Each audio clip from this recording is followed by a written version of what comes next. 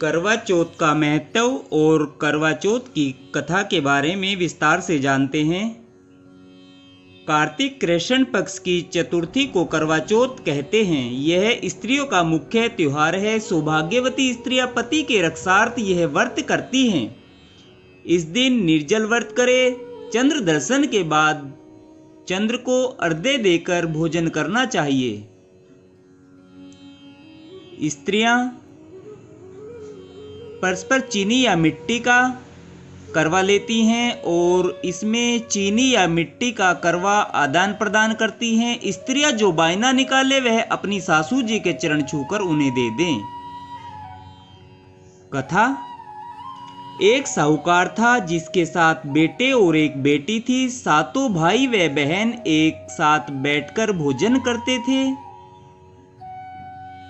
एक दिन कार्तिक की चौथ का व्रत आया तो भाई बोला कि बहन आओ भोजन करें। बहन बोली कि आज करवा चौथ का व्रत है, चांद उगने पर खाऊंगी। तब भाइयों ने सोचा कि चांद उगने तक बहन भूखी रहेगी, तो एक भाई ने दिया जलाया, दूसरे भाई ने छलनी लेकर उसे ढका और नकली चांद दिखाकर बहन से कहने लगे कि चल चांद उग आया है,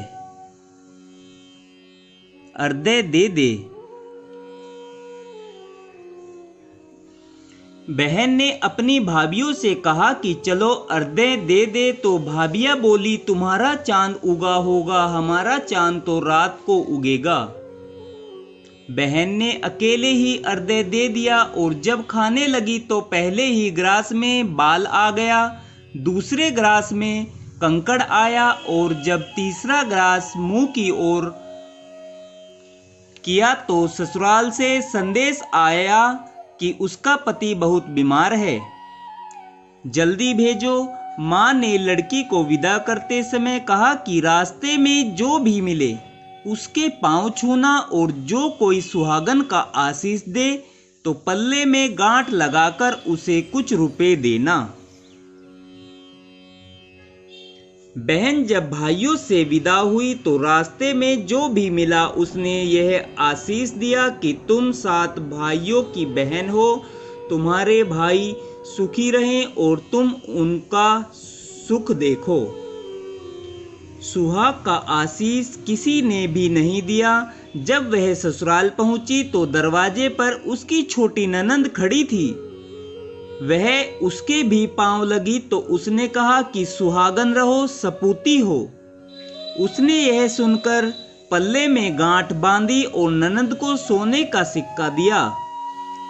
जब भीतर गई तो सास ने बताया कि उसका पति धरती पर पड़ा है, तो वह उसके पास जाकर उसकी सेवा करने के लिए बैठ गई।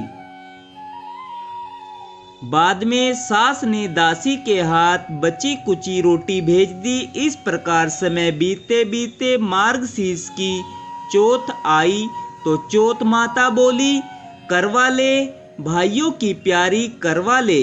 लेकिन जब उसे चौथ माता नहीं दिखी तो वह बोली हे माता, आपने मुझे उजाड़ा तो आप ही मेरा उद्धार करेंगी, आपको मेरा सुहाग देना पड़ेगा। तब उसे चौथ माता ने बताया कि पौष की चौथ आएगी, वह मेरे से बड़ी है, उसे ही सब कहना, वही तुम्हारा सुहाग देगी।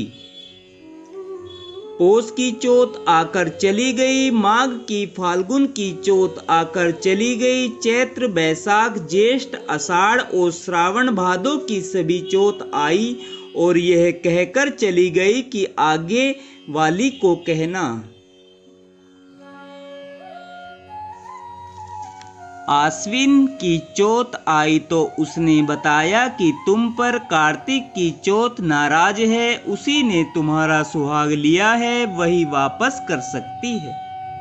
वह आएगी तो उसके पांव पकड़कर विनती करना, यह बतलाकर वह भी चली गई। जब कार्तिक चौथ आई तो वह गुस्से से बोली भाइयों की प्यारी करवा ले, दिन में चांद उगाने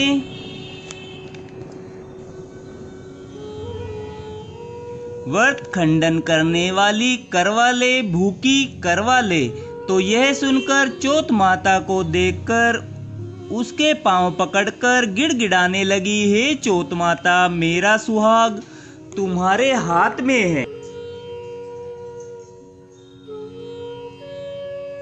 आप ही मुझे सुहागन करे। तो माता बोली, पापिन हत्यारिनी, मेरे पांव पकड़कर क्यों बैठ गई?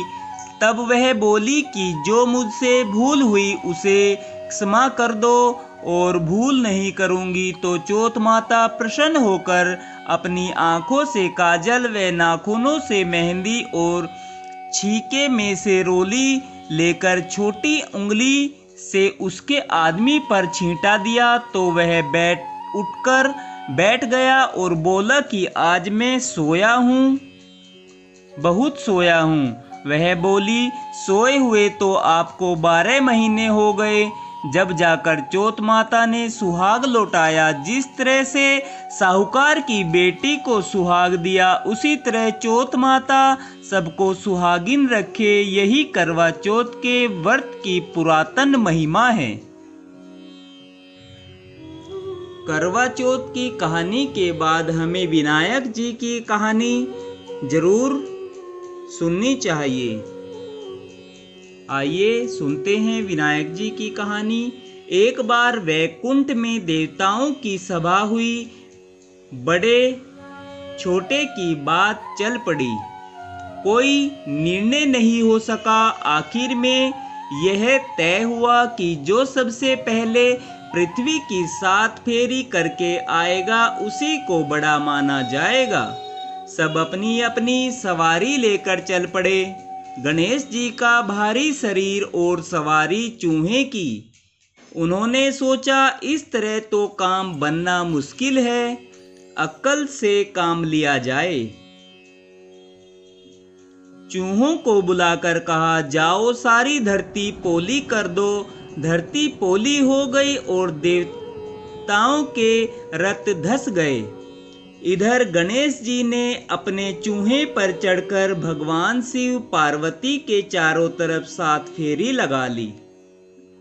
उधर सभी देवताओं ने सरस्वती को याद किया। सरस्वती ने बताया कि यह करतूत गणेश जी की है।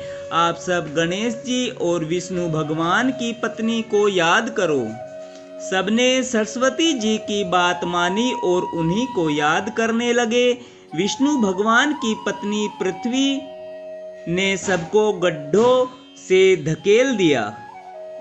सब चलकर वैकुंठ में आ गए। भगवान ने कहा, गणेश जी ने सबसे पहले फेरी लगाई है। देवता बोले कि जब मेरे में सारी त्रिलोकी है, तब पृथ्वी कहाँ गई? इन्होंने मेरी 7 फेरी ली और आप लोगों ने भी तो संकट में इन्हीं को याद किया था।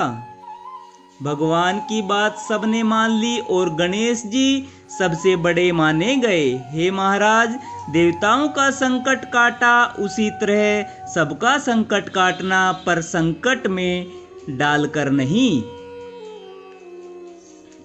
सूचना, गणेश जी की फेरी के बारे में ऐसा भी कहा जाता है कि इन्होंने शिव पार्वती की फेरी लगाई थी।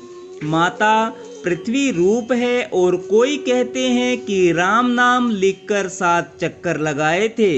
राम नाम भी सबसे बड़ा माना गया है। एक अंधी बुढ़िया थी, रोज गणेश जी की पूजा करती, माला फेरती। गणेश जी प्रसन्न होकर बोले, बुढ़िया, जो तेरी इच्छा है मांग ले। बुढ़िया बोली, महाराज, मुझे तो मांगना ही नहीं आता, क्या मांगूं? विनायक जी बोले, अपने बेटे बहू से पूछ ले, या तेरा और कोई हो तो उससे पूछ ले। बुढ़िया अपने बेटे बहू से बोली, गणेश जी से क्या मांगूं? बहू बोली, मेरे लिए पुत्र मांग लो, बुढ़ापे में पोते का सुख देख लो।